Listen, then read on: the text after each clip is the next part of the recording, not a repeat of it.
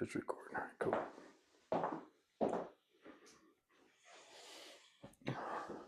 First podcast. Yeah. It's Exciting. yeah, a little nerve-wracking. Anytime you talk about Jesus, it's very exciting. Yeah, it is. Not really knowing am I sitting right? Am I how do I look on camera from this people? Yeah, it's kind of I've gained a lot of weight, so yeah. I'm trying to hide it the best I can. But Yeah. I think people can relate to that, though. Yeah. And I guess we need to start off like, why are we doing this? Yeah. What has led us to want to share our stories really to the world? And I think it really starts with, man, we found Jesus. Ain't it cool? So a lot of people say this, but isn't it cool how we can spread the word to the world over a camera, over a little black box? Yeah. That's when you think of it like that, it's kind of crazy. Yeah. Like what's coming down the line later, and kind of scary, but God works for the good, and the devils and things too that we need to be aware of at all times. So Yeah, it's fascinating where we've come, and just think about 10 years from now, 15 years from now, what that's going to look like. I mean, even 5 years with the way technology advances nowadays, there's no telling what it's going to be like in there too. Yeah, it's an interesting endeavor coming down the pipe. Yeah, But we've got story. I know you got a heck of a story. yeah, it's I know you do too. Oh yeah, it's funny how you and I met through a Mhm. mutual friend, and we ended up meeting at Jittery Joe's, and it ended up being closed, which is they yeah. didn't have enough people to help, and so we just kind of sat outside and had to tell a lot of people that it was closed because they kept walking up to the entrance. Yep. And just having a conversation, Yep. about where our life is, where it started, and that we thought that we knew Jesus to where we found out that we definitely didn't know Jesus, to a place where I like to tell people that I'm not 100% sure that I would have gone to heaven before, because I said I believed in Jesus. That's the American thing to do. And, especially being in the South, and I'm not saying Northerners don't think this either, but being in the South down here where we live, it's, of course, I believe in Jesus. right. And then that you don't live that way. And that's how I was. So I don't know. I don't think I would have gone to heaven, but now I know I'm going. So that's a freeing feeling. Yeah, I felt the same way. I felt like, okay, I thought I knew Jesus, but then when I really surrendered my life, like fully surrendered, Yep. I was like, I started looking back, and I said, "Ah." my heart is different now Yeah. than it was then. Like the parable of the sower. Yeah, exactly. Yeah. Yep. Ezekiel 36:26. That's a scary deal right there, because there's a lot of people that think with their mind that they're going, whether it's, a lot of preachers use that. They always say, like, you think you're going to get to heaven because you go to church, or your parents are godly, so you're going to be godly. And I'm like, I've never really thought that. I know I've got to get to heaven, but the way the devil is working in my mind secretly, the way he does, that is at a subconscious level what I thought, because I wasn't pursuing God. So the devil had me thinking I was fine. Right. You get what I'm saying? Yeah. He's a crafty son of a gun. Yeah, he is. And he's very patient, the devil. He can plant a seed in your life, and just as it happened for me with alcohol, I was addicted to alcohol for 14 years. Mm-hmm. And he just kind of planted a seed, because I love tobacco. I'm a Texan, man. I love to dip and smoke, and I love everything that's bad for me, basically. So, I quit dipping, and then my drinking just escalated over time. Didn't happen overnight, but in the last 3 or 4 years, man, I didn't miss a day. Yeah. I was man, it's just, it's been quite the ride. I know your story too. And the one thing that really brought us together was our stories were very, very similar. Both thinking that we were saved, both thinking that the Lord was, we're doing things for the Lord, and then He was at our back. And for many times, I led my wife all over the place chasing money, chasing opportunities and jobs, and drug her all over the place, saying, "Oh, the Lord's leading me here. The Lord's leading me here. But at the end of the day, I didn't know the Lord. I was like, so I basically what I did was I kind of weaponized the Lord to my Yeah, wife, yeah. and It that's a was terrible thing a to do. cop out to that way they can't argue back with you. Exactly, and it puts her in a no-win position. Yeah, So I was supposed to be the leader of the family, and yeah. now I'm sitting there dragging her along, and like, what is she supposed to do? It was a terrible, But terrible it thing. says in the Bible, God knows our heart. So the whole time we're thinking we're getting away with it, He's up there going, "Okay, Right? enough," Yeah. and the punishment will come somehow. Oh, it And came. and it yeah, it came. Because people are like, man, It did you just came. did you just find rock bottom? I said, no. Uh, I found the basement of rock bottom. I came up to rock bottom for fresh air. It's kind of how I felt along to so Yeah, many it's. points. I mean, all the temptations, um, being a human in general, is overwhelming at times. But being somebody that's teetering that fence, and the devil likes to use a good life as a distraction for people because he tricks you into thinking you don't need God, and that's what he did with me for a while until the book of Job kind of came on my life, where God said, "Okay, I'm going to let you go through some rough waters, and you got two roads. One's me, and one's you're going to end up in your daddy's house, wherever you want to end up in life, afterlife rather, because we all die, and whoever you want to serve, that's where you're going to end up, heaven or hell." And that's the tricky part. People don't even know they're serving the enemy until it's too late. Yeah, So, comfort is that's where he mm-hmm. likes to keep you is comfortable. Yeah, Nobody grows out of comfort. yeah. People only grow out of pain, and a lot And of find. pain's a teacher.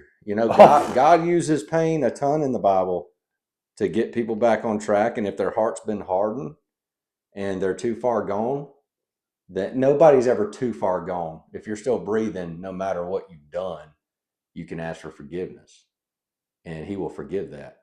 But the reality is, it says in the Bible, these aren't my words.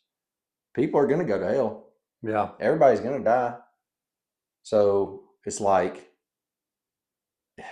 it's just the harsh reality of it. And certain people don't turn from their wicked ways.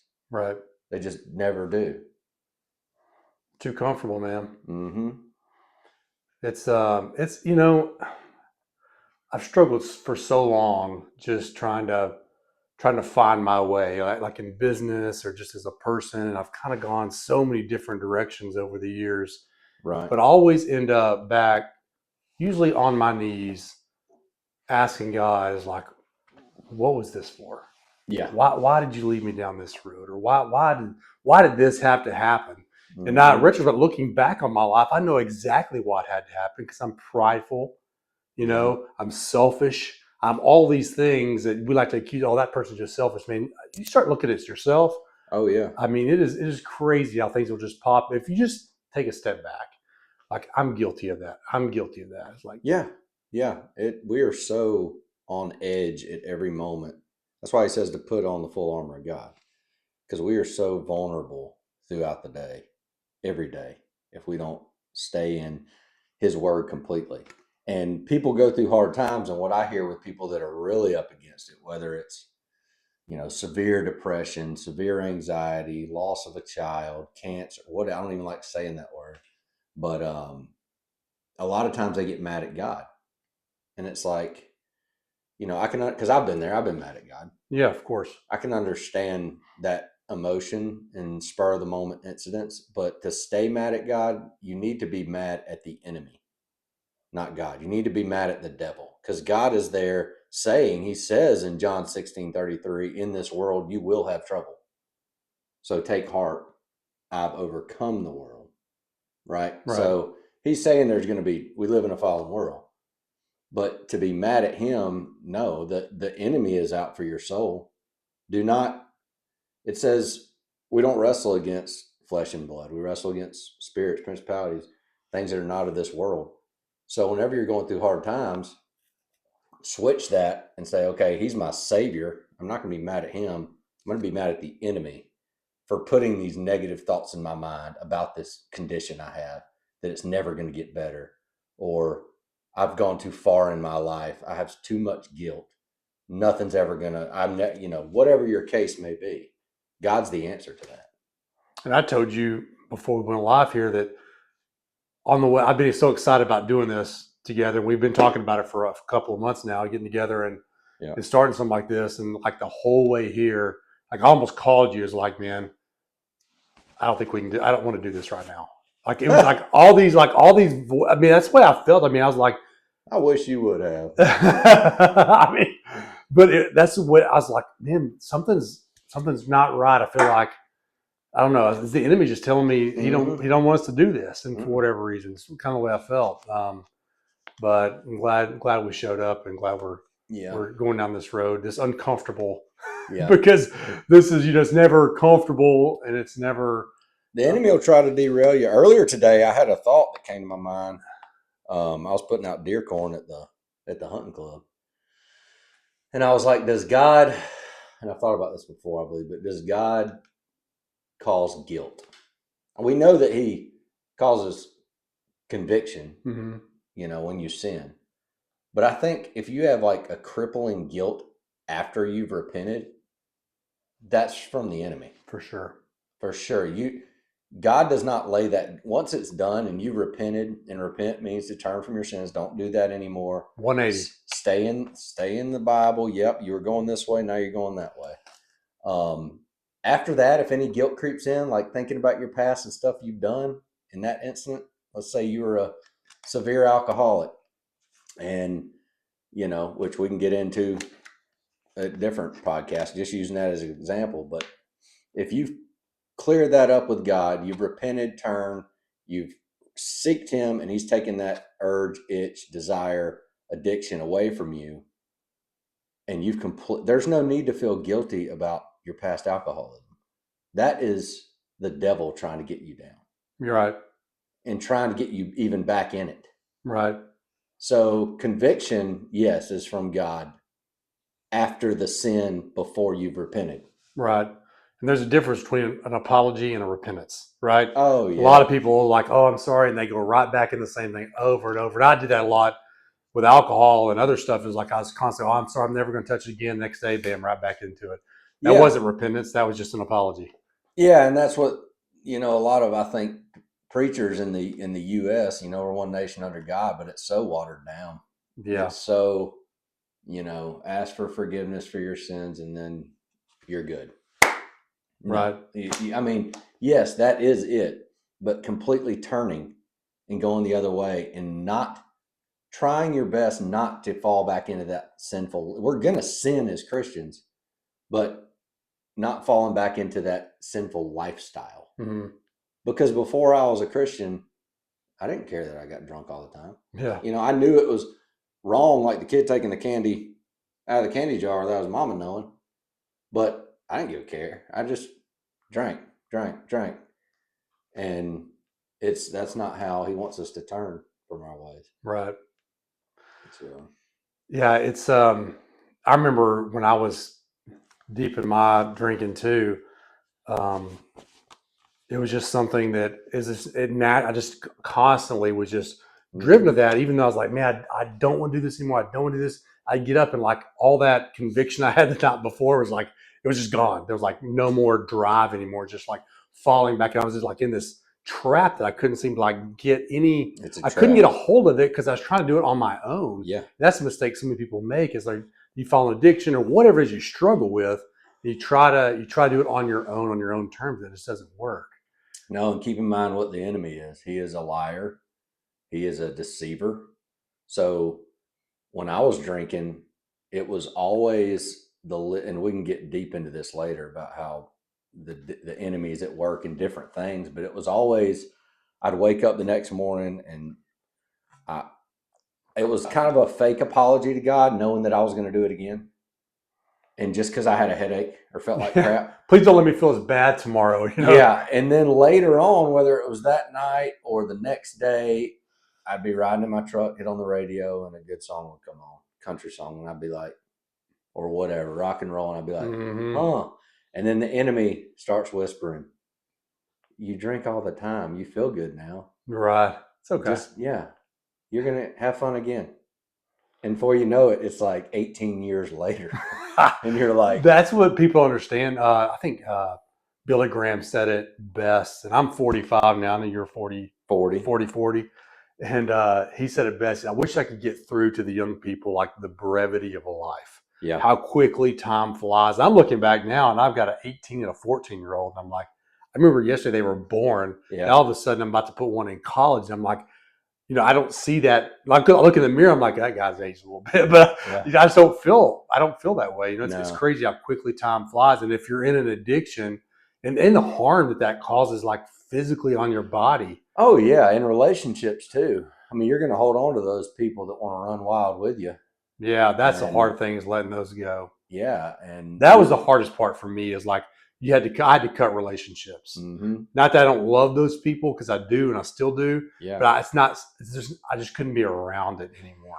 Yeah, and the people that truly want to keep living that lifestyle and running full throttle for the enemy without knowing it, they end up dead, in jail, divorced, different addictions. You're like, what the heck happened to Ben? Yeah. Or whatever the case may be. Yeah. But, God wants us protected. He does it for our own good. People always have that stance of, dang, well, it'd be boring to be a Christian. They won't say that, but that's what they're thinking. I can't drink. I can't sleep around. I can't, do that. Well, that's your old self thinking that. Basically, he wants to protect you from being an alcoholic and being in your head all the time with addiction that the devil uses, keeping you out of jail. He wants to keep you from ruining your life. Yeah. That ruining your life is not fun. Right. You know what I mean? Yeah. So they think of fun like I did in a totally different way, an immature way. I like waking up and feeling wonderful. I like waking up at 5, 6 in the morning and feeling like I'm ready to attack the world. That's. I remember my last hangover. I got up thinking, I can't do this anymore. I mean, in your 20s, it's not that bad. In your 30s, it starts to hurt, but in your 40s, you can't. Yeah. Well, you can't do that. It's been 6 years for me. A year and a half for me. Yep. And it's been such a clear. And plus, like when you drank, did you get like the foggy headed? Yes. Off balance? It was the brain fog for me. Oh, yeah. I hated that. So I heard from another buddy that said, okay, after a year, like that, your head. That's about right. And it was so. I mean, I remember like I have a clarity because I've been on tobacco and alcohol since I was 15 years old and stuff. So I'd always had a foreign substance in my body since I was young, and so now like having nothing, not even I don't even take sleeping pills anymore. I don't have to. Like nothing, dude. The sleep and just the clarity and just being alert in the moment is crazy how much better it is. Oh yeah, yeah. Alcohol, and you can't explain that to somebody unless it takes. And I think that's what stops people from quitting too, because they get on the spur of the moment kick. They're like, "Well, I've been quit for 30 weeks, 30 days, 30 days cleanse." And it's like, I ain't enough, man. I don't feel any. I'm just ready to drink. It takes a while. Then you see what alcohol actually does to your body, like attacks every cell in your body. Oh yeah. I mean, it comes after everything. Oh yeah. Now they've come up with studies that say that there is no benefit at all to drinking alcohol. No, it's horrible. And not only that, but my favorite is when you're drinking with people and you talk to them back in the day or whatever, and you get on like the emotional religious kick when you're drunk. Oh yeah. And they're like, "Hey, Jesus drank." I know, it's like, so crazy. Yeah, let's talk about that. Yeah. It's just not wise. As everybody said, should I drink? I was like, no. I mean, you can. I mean, that's your own deal. I said, but I'm going to tell you from just experience from me personally and people I know, it's like, it's not wise. Yeah. It's not a wise thing to do. Yeah. You can be so much more better off mentally, physically, everything if you don't. And life is so short. Why would you want to poison yourself? Yeah. It's like the only thing you have to talk people into why you're not doing it. Yeah. It's like the only substance. Like, I don't want to poison myself. Yeah. I mean, and he said drunkards will not enter the kingdom of heaven. That's people that are staying in that sin and not repenting. Yeah. Now somebody, I don't know how God works with everything, but if you are like I was, staying in that sin and not feeling sorry for it really, and living that lifestyle, being deceived by the enemy, then yeah, I mean I don't think I would have gone to heaven. I don't think. But the good thing is that's what the cross is for. He came to have. It don't matter how many beers I drank for how long. I am under grace, mercy now. I'm not. I'm not a drunkard anymore. Right. That's not me. Right. You know, the world looks at it as once a drunk, always an alcoholic. Once an alcoholic, always an alcoholic. Funny how the devil does that, right? Twist stuff and oh, it's okay. It's just one more drink. And then on the flex side, when you quit drinking, oh man, it's okay. You can have one. All that kind of stuff. It's like he plays both ends of the spectrum there. Yep. You know, and for me, I was in really what got this whole thing started was I was so lukewarm for so long. And I'm with you. I don't know if I was really saved. I don't know. Yeah. But I know that during during my addiction and going through this alcohol problems that I had for so long, the devil was not concerned with me. Whether I was saved or not, I don't know. He was not concerned with me because he knew I would never do anything for the kingdom of heaven. Yeah. And that bothered me. Like I wanted to do something I wanted to win souls to Jesus. That's what I want to do. You know, that's my calling. And through both of our stories too, it's like some people need to be willing to walk back through the fire, to go back through the system. When we go back through hell with a bucket of water to help folks out that are struggling. Yeah. And above all, let you know that you'd be surprised. Just in we've only known each other for 5 or 6 months, and just through our interactions in local, or if we're praying someone. I'm trying my best to like you. I know we're working on that too. Trying to get to know who you are and all that stuff. But it's crazy how the Lord's brought us together, and then how just people just kind of come up like, I wish you would talk to this person. We should talk to this person. Like people just, there's so many people hurting, and so many people just don't know where to turn or what to look for. That's kind of what we're starting. Like, man, you're not alone in this world. I promise. There's more people struggling with this than you know. Yeah. Whether it's porn, alcohol, drug of choice, depression, anxiety, all that stuff. Yeah. And porn's, man, that's rampant. God. I saw a thing today, like America spent $2.6 billion on OnlyFans. Good. 9/11. The next closest country is UK at like 500 million. Yeah. That's crazy. Yeah. I'm going to open up about everything I've done in the past, because I think that's good if you feel inclined to share with people, because it's relatable. I'll be 100% honest and transparent during this podcast. Porn is one thing that I'm so grateful that I never got into. Yeah. Yeah. I've never watched it. I mean, I lived with 4 guys back in the day, in my early 20s. And I remember walking past a screen one time when a buddy of mine was watching it, but I've never got into that. Yeah.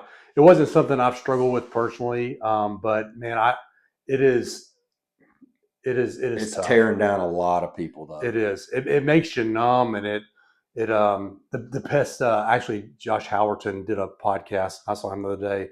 He was saying how the Eskimos used to kill wolves, is they would take a blade and dip it in blood and then freeze it, and then do that 3 or 4 more times. Really? And then go stick it blade up in the snow, and those wolves would come by and start licking it, because and then they start cutting their tongue. Once they got to the blade, it would lacerate their tongue and they'd bleed out. And they said that's kind of what pornography does. It makes you so numb and just engaged in it that ultimately we'll cut that out. That's crazy. Yeah. So it's crazy. It just makes you numb. That's crazy. Yeah. We'll cut that part out. I don't like that. No, I thought it was interesting. Mm-hmm. That's a good way to describe it, Yeah, definitely. And I think that this is going to go down a rabbit trail, and that's what we're all about. We're going down a rabbit hole. People might think I'm nuts for this, but I think that the devil is using porn to. There are so many spirits inside of porn, the addiction of porn, that lust in general these days, that it's affecting people's mental health big time. And I'm not talking on like a doctor level or a mental health as we know it. I think that Spiritual. spiritual attacks are what causes certain mental health issues. I'm not saying all of them, but you're leaving the door open and you're actually coming into agreement with these spirits by continuously engaging in evil demonic stuff like porn. Yeah. And you're getting trapped in it. And by doing that, you're accepting it, you're giving up and saying, I'm getting taken, and the devil just takes control, wraps you up, and it causes internal issues with your mind. Yeah. Because porn, alcohol, those are things that affect your mind. Right. And it's a door, an opening for the enemy just to cause all sorts of thoughts, chaos, which lead to what we call bipolar, depression, schizophrenia, this and that. But that's what we call it.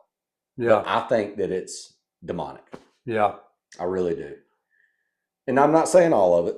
Right. There might be some medical side to that, but we can go deep on that on another podcast. But I mean, look at the guy that came out of in what book was that? I guess it was that Luke, where he come out of the tomb cutting himself, come out of the cave Oh, cutting the demon, the himself. Legion. Yeah, I'm Legion. I'm Yeah, it's Legion. Luke. That was I think it was Luke. Luke. Came out trying to commit suicide. Right. He's cutting himself. But that would be called mental illness today. Right. But he had demons. Right. And Jesus said, "Get out of the man." Yeah. But we don't practice that here in the U.S. They do other places. Right. And people are being healed. Right. But that goes back to the whole watered down version of the gospel that a lot of preachers preach here because of this. Right. And not all of them. I'm not saying all of them, or even a large majority, but enough to brainwash people. Yeah. I think if your pastor has a multi-million-dollar house, you should run. Find you a church where he's a little more humble. No, this tithe money's not going towards my jet. Yeah, it's crazy, man. But yeah, it's and I ran from the Lord for a long time, and here's the thing. I know this is going to sound crazy. I ran from the Lord because I knew if I submitted, if I really fully surrendered my life, really, really surrendered my life, that it was going to cost me. Oh, you got to deny yourself. I knew what it was going to cost me. I knew it was going to cost me my comfort. I knew it was going to cost me financially. Yep. I knew it was going to cost me personally. I knew this. So I actively ran and used really alcohol and pride and stuff like that, really to keep me on the fence, where I had a little bit of God and a little bit of myself, right? Yep. And he can't work in your life if you're on the fence. Yeah. Well, the devil uses pride. I mean, Jesus talks about pride as being like whole. I mean, it's not necessarily what we think of as like somebody thinks they're the big bad dude at the ballpark hitting all the home or whatever, or arrogance or anything like that. It can be a subtle pride of, I'm only 38. I can take care of myself for a while. Yeah. The devil uses that kind of thinking to get in your mind. Right. And make you feel comfort. Mm-hmm. And that it all relates back to, I've got this on my own. Right. I don't need God. Yeah. Because if I go down that God avenue, I'm going to have to deny myself. And that's a hard thing to do. I mean, who wants to know that okay, if I follow Jesus, I don't know what the plan of the road looks like, but I do know that it's narrow. Yeah. And there's going to be few people. And that was one thing when I started really having an awakening was there was several things, but one, I just knew that it was going to cost me something. And I knew in my heart what it was going to cost. It was going to cost my comfort. And that's something I've always held on to. Yeah. I've always been down that road, always chasing the next job, the next stuff. And I knew it was going to cost me that. And I'm going to be honest with you, it did. It cost me everything. Oh, yeah. Well, comfort is a selfish thing, right? Yeah.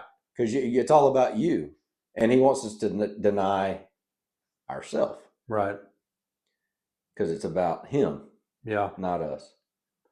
And that's a hard thing to do. And it's one thing if you knew what the path looked like, right? If that's some good stuff going on there. Yeah. But when you don't know exactly what the path looks Yeah. like, Yeah. you're like, should I go down that road? So once Yeah. I did finally surrender on that July 2nd morning, I remember thinking, okay, I did it. I surrendered it all. Mhm. And I'm like, I remember thinking in my heart, please be gentle. That's what I remember saying. Oh, yeah. Please be gentle, because I know this is going to be Yep. something that's going to be tough. Yep. And it has been. And we're going to get into that in another. He had to hit all me that. with a sledgehammer to get me to quit drinking. Yeah. And I prayed it. I prayed that prayer. Do what you got to do. Yep. And Empty me. And he did the next day.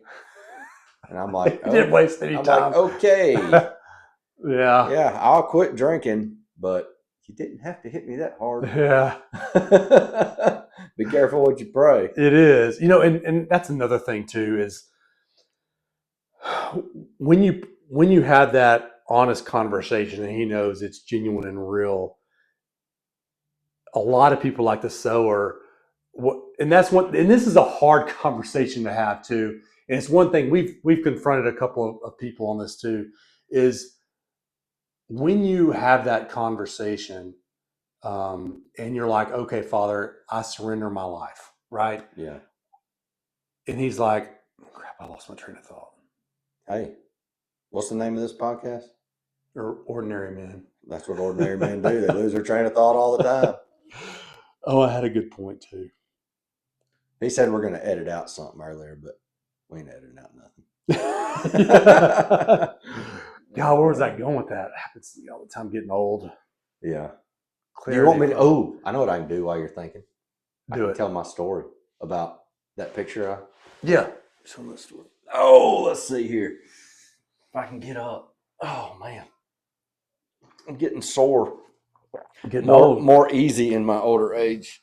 My hips hurt when I like move and stuff. It hurts my hips. Oh, yeah, definitely. So you haven't even heard this story. Uh-uh. All right. So when we were setting up to do this podcast, I saw this and thought to tell you all the story.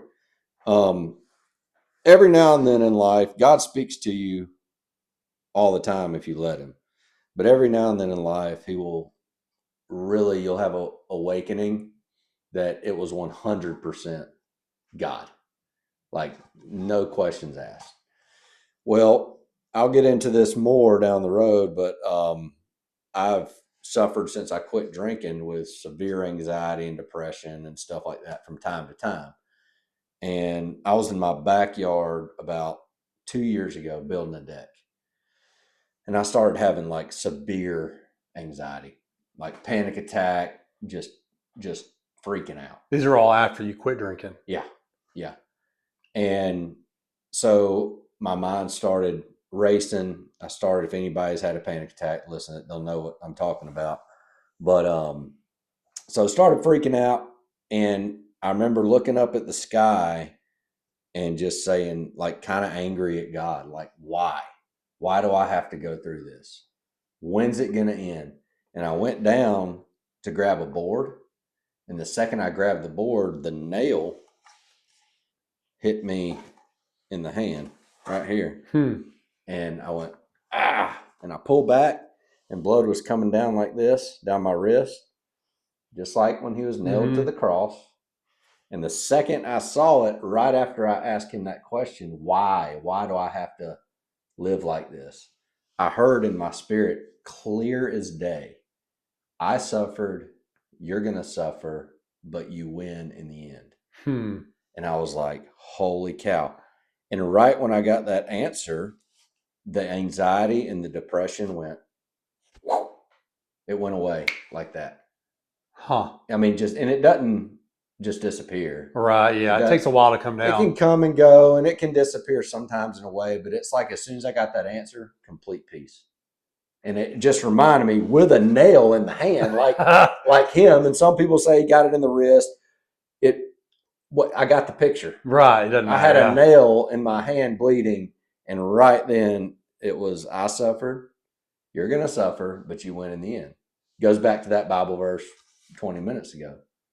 John 16:33. In this Right. world you will have trouble, but take heart, I've overcome the world. Yeah. So my folks got me that for Christmas. That's awesome. One of the presents. So, and we call ourselves, we're just like, we're not theologians or pastors or, I mean, we're just normal guys doing life. We both struggle still with stuff, and we just wanted to just let everybody know that, we're not experts by any means. We're just normal guys doing life, trying to survive, trying to take care of families, run businesses, take care of those we love, and at the end of the day, just let you know that you're not alone. Um, we're just trying to here to share the good news, what the Lord can do if you let Him.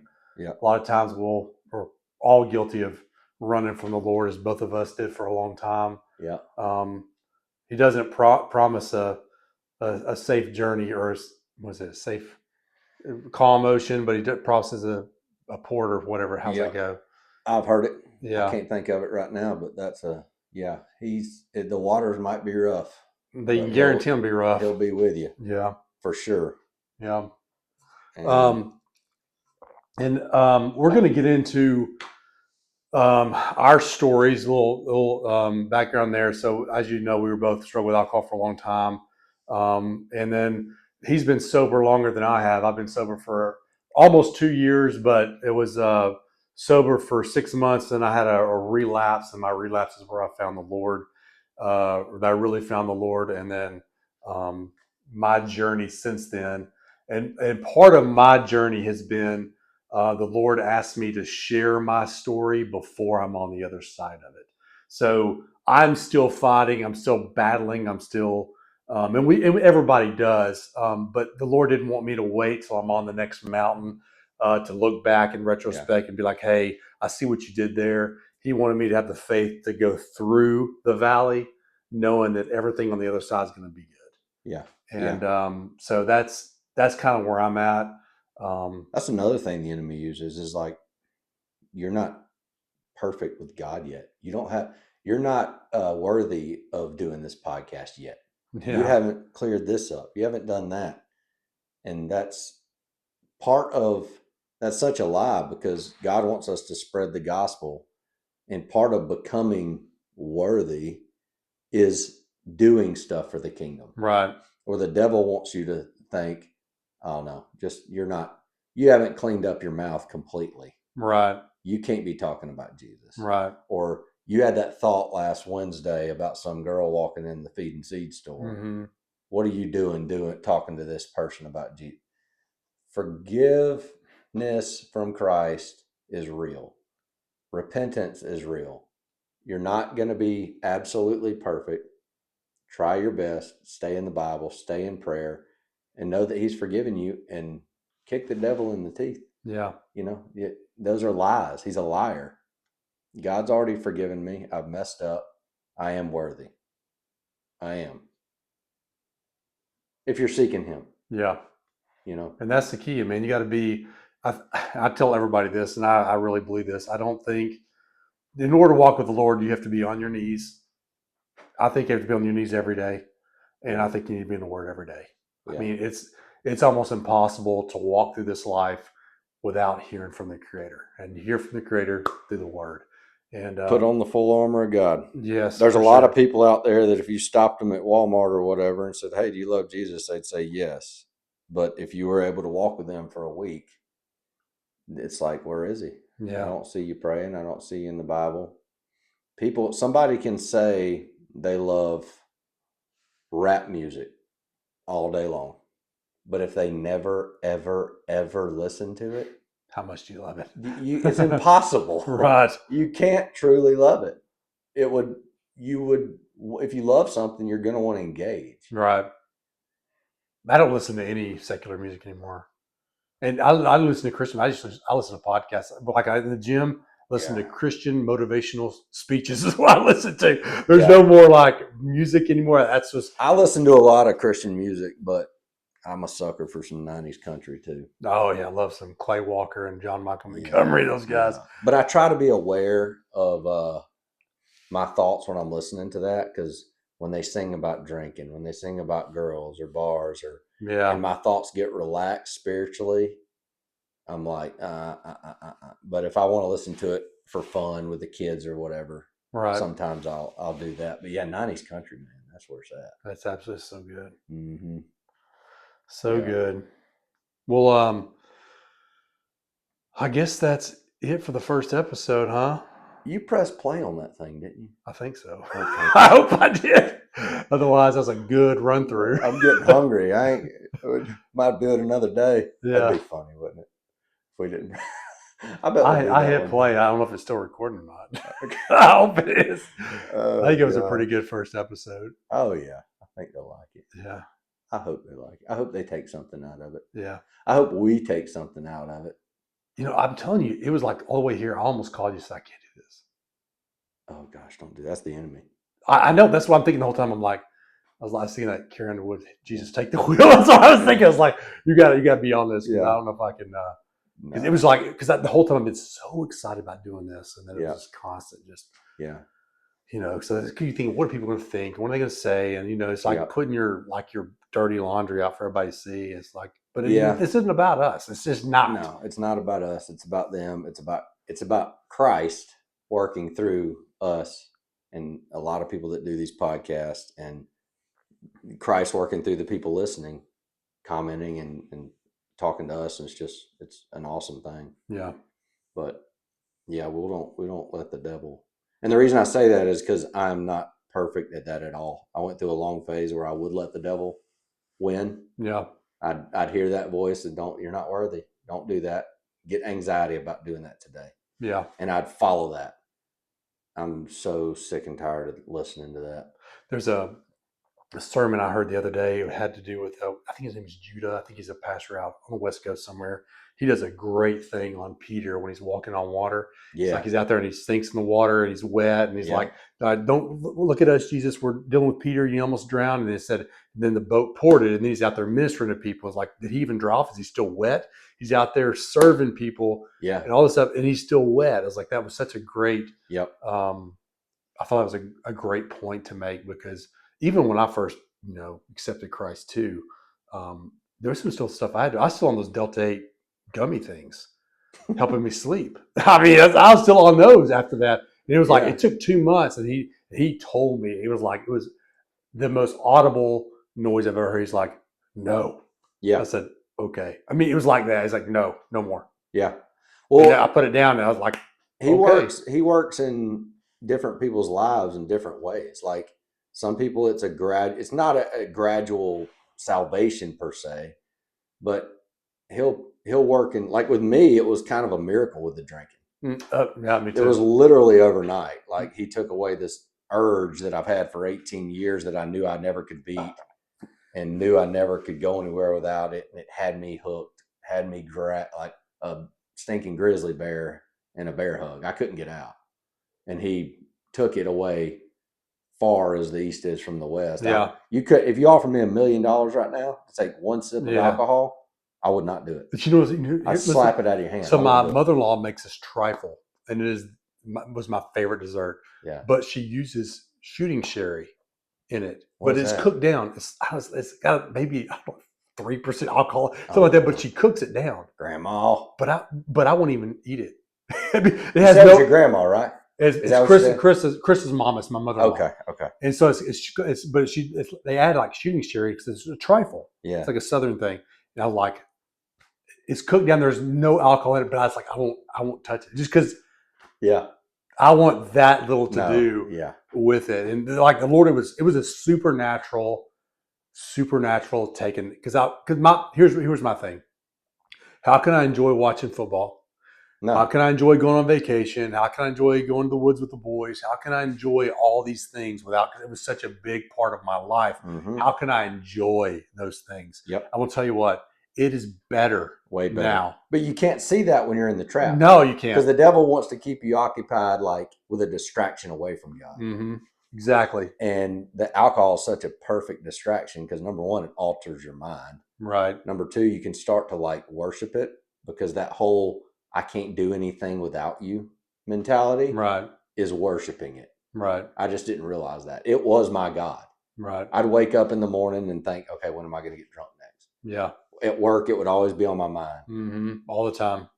I'm like, man, It's gonna be good when I get off work. yep.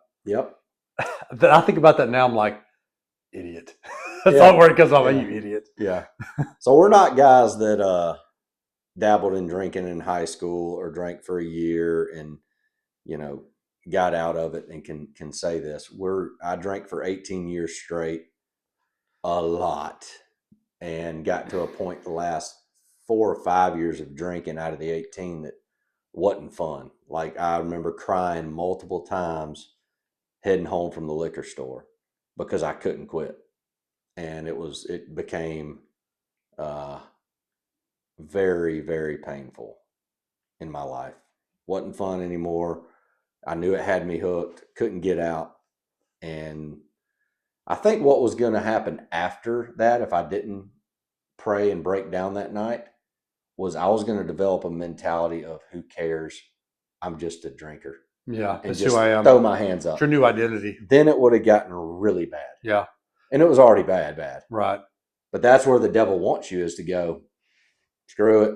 Yeah. I'm giving my life to this alcohol. Yeah. I quit. I give up. I give up. You know it's bad when you pull up the liquor store and the owner's back there. He's like, "Those up Hey. two? You need two?" It's like, yeah. I'm like, crap. You know, Oh, he knows yeah. exactly what I Oh, want. yeah. I got the point where I'd go to different liquor stores, so he They- didn't see me as often. Yeah, they as knew. often. They knew me very well. Yeah. Hey, buddy. Yeah. Another case, huh? Why don't you just buy like 10 at a time? Why don't you just get the truck? The truck just drop it off at your house. Yeah. Man, if you're in that right now, brother, sister, I'm sorry. We know it's tough, man. We do. Yep. And but we also have a solution for you. And it may not be supernaturally like it was for us, and we understand that some people need medical help, and that's a real thing too. But Jesus provides that. Absolutely, and He'll provide does. peace through anything and give you an avenue to get out of your situation, no matter what. If you're seeking Him completely and not just doing it to better your life, like, hey, I want to quit alcohol, so take it away from me. A lot of times He won't do that for people because He knows that they're just going to go, thank you, see you on the next one. Right. Thanks for that cure. Right. And it won't last. If you're really seeking a relationship with Him, He'll get you through it. He'll get you through it.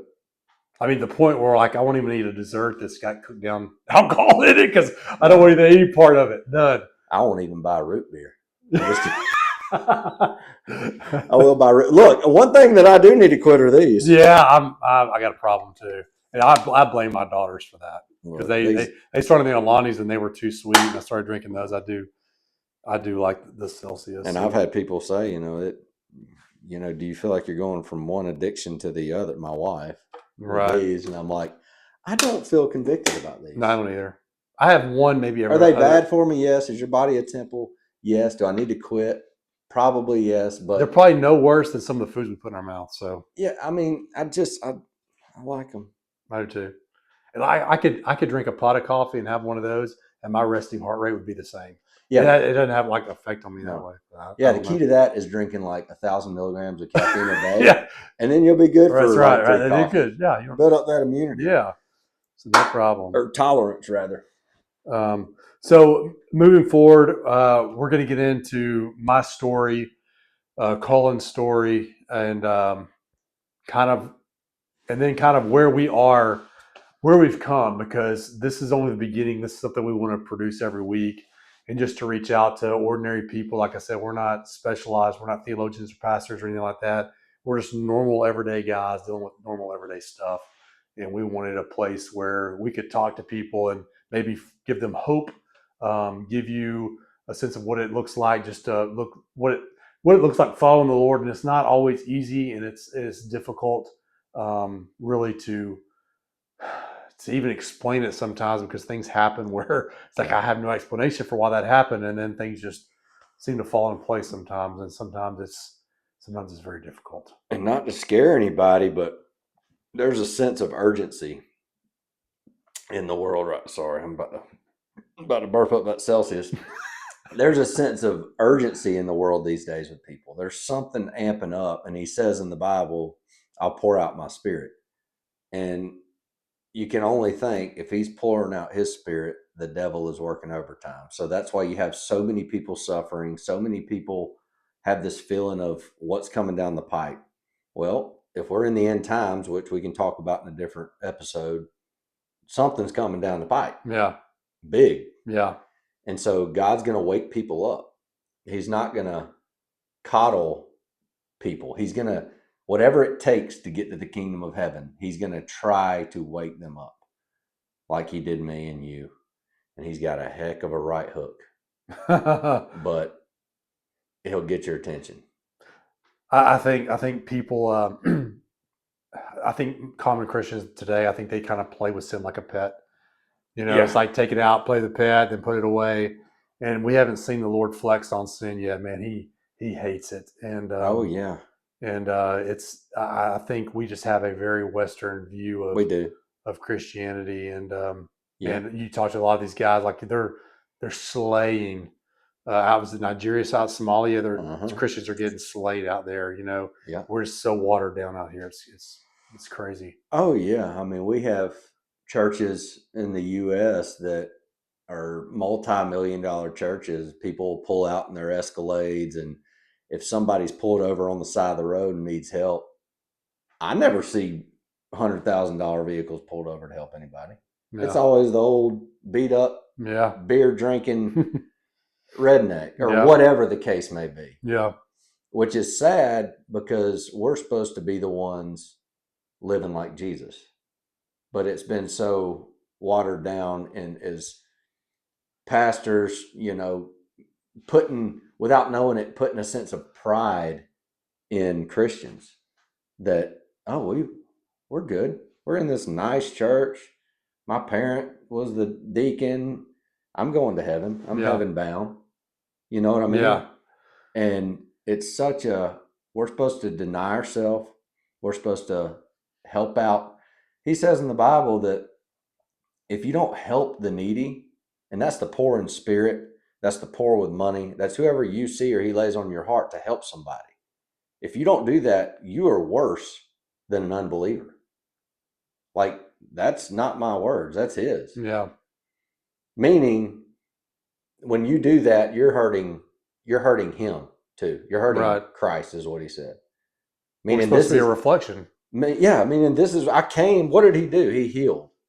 He cast out demons when he was on the earth. He gave us a chance to enter heaven and not hell. His whole thing is grace, mercy, forgiveness, eternal life, right? So if we're supposed to emulate that, it's not having something on our heart and going, I'm not going to stop for them, or I'm not going to help them out, or give this guy a good word. I don't have time. I don't have time. Yeah, but what's happened is we're so busy here in America that it's not even, it don't even dawn on you that what you're doing is God's up there going, man, come on, that guy was, and you can sense it in your mind, like, this person needs my help, but I gotta get out. I'm late. I'm gonna get out of here. When you really could just sit down with them for 1 minute and go, I don't have any money, but here's my quick story. Right. Or desensitized, it seems like. Yeah. Or, hey, can I say a quick prayer with you? Something. Give them something that's godly. Yeah. Doesn't have to be money. Doesn't have to be food. Just anything. That's what Jesus wants, is a heart like his. So, a quick story. So, I had a car dealership for 4.5 years, and I had all kinds of different cars. I had Corvettes, and I had anywhere from Corvettes and fancy cars to like old, just your typical grocery getters for everybody. And so it's important to drive the cars. Yeah. So you can't just let them sit up for long periods of time. So you got to go out and drive them. So I had this really cool Corvette. So I was out. So I'll just take it for as a pretty day. It's a Saturday. And my youngest, she's got into flag football this year. So she's like, hey, Dad, can we go get a football? And I was like, yeah, sure. I'll go to Academy and grab a football. Yeah. So I pull down Academy, going find the right football. I'm pulling out. As I'm pulling out, there's a homeless guy on the corner. And he said, hey, I said, I don't know if it's like a $1 or $5 bill. I can't remember. Mid-50s, short hair? Gray hair. He was older than that. Older than that? Yeah, okay. yeah. Okay. So I had the window down, and he was on the passenger side window, and I was giving him money. He said, you could help a lot more people if you weren't so concerned about all these nice fancy cars. He said that. He said that to me as I'm handing him that money. Oh yeah. And then I pull out and I go home, and on my way home I'm like, did he just like, I'm giving him money trying to help him out, Mm-hmm. and he is telling me that I could do better, I could help more people do better if I didn't waste my money on these cars. He didn't know that it was a dealership and I had to do all this stuff, but he didn't know that. Yep. So I mean, it burned me up. So and then I won't go to bed that night. Yeah. And I'm laying there, and I'm like, that guy was right. He was right. At the end of the day, I could have. I mean, even the situation didn't necessarily pertain to that situation, but in general. In general, that's how he views people that ride by him all the time. Yeah, in nice cars. He's right. Yep, but on the other hand, what I was going to say is, if you're looking at it from a godly perspective, don't get down on yourself about that, because he's right in general about people doing that. But keep in mind, you are giving. Right. Yeah. So you shouldn't feel guilt for that, because even though a lot of people will tell me, I give to the homeless, and who knows what they're going to do with my money after that, and that's why I quit giving, or some guy made a comment to me or whatever. You can give your prayer, you can give a Bible, you can give a quick story, a quick word of encouragement, you can give a can of soup, whatever you're led to do. But what, as adults and parents, us being parents, do we want from our children? Obedience. Right. So the fact that it's not between you and that guy. It's between you and God. The Lord convicted me of that, and He convicted me because I've always had a nice car. Yeah, I've always had like a. I'm just saying, in that situation where you were given, you were being obedient and doing what the Bible said. Right, but I think the Lord used that circumstance to open my eyes to something greater. Right, because I've always had like I always had an extra sports car. I love cars. I always have. Yeah. And so I think the Lord, in that instance, even though I didn't take it as well, right, looking back, He's right. I don't need the stuff that I think I need, and I've really kind of lost my desire on a lot of that stuff. Oh yeah, it's not as important as it used to be. And I found that too once you start following Jesus. It's like the things that used to be important are just not that important anymore. No. It's like I thought I had to have that to make me happy, but that's not important. Having a nice car. What does that mean? Yeah. It's just treasures on earth that are going to burn up. Right. And growing up in that environment, I mean, I said earlier I was going to be completely honest on this podcast with everything. So I'm just going to, if people think I'm bragging, then they can think whatever. But you're going to have those. Oh yeah. But no, the truth is, I grew up. We were not lacking for money at all. And so I've seen all the fancy stuff. I've seen all the cars, and the way that, the devil can work through that. And the way people can view you like that. Yeah. And there's a fine line with that if you worship that stuff. But God doesn't care about your bank account. He cares about your heart. There's really good rich people. There's really good bad rich people. It's all about your heart. Yeah.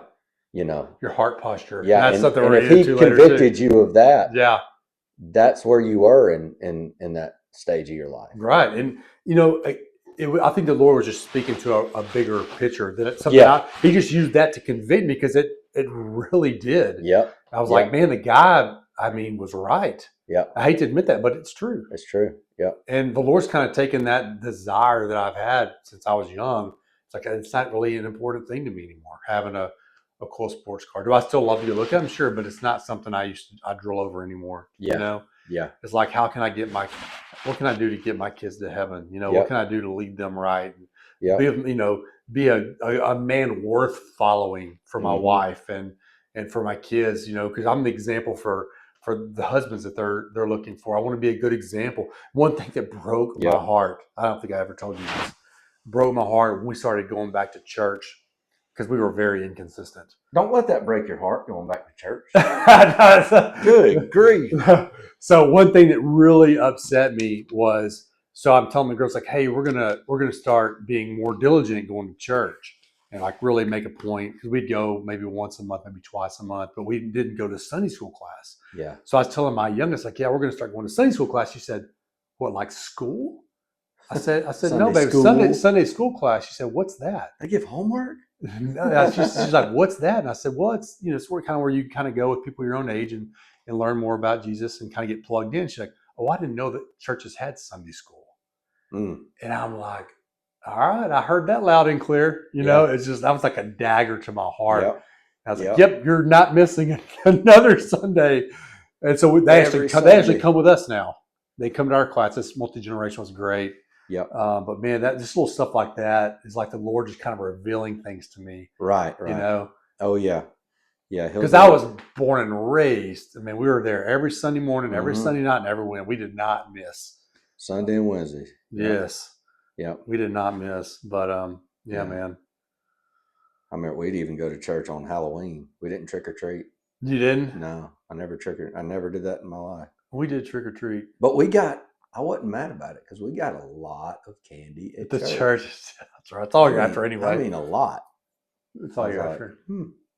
This is working out pretty good. Yeah. So, anything else you think we need to cover in this? I think make sure it's still recording. May just be sitting here chatting. I'm getting pretty hungry. It's an hour and 2 minutes. Oh, well, I probably have to look at it. I can cut a little stuff out here and there, but you want to cut it off, and stretch our legs, and then maybe do another quick one?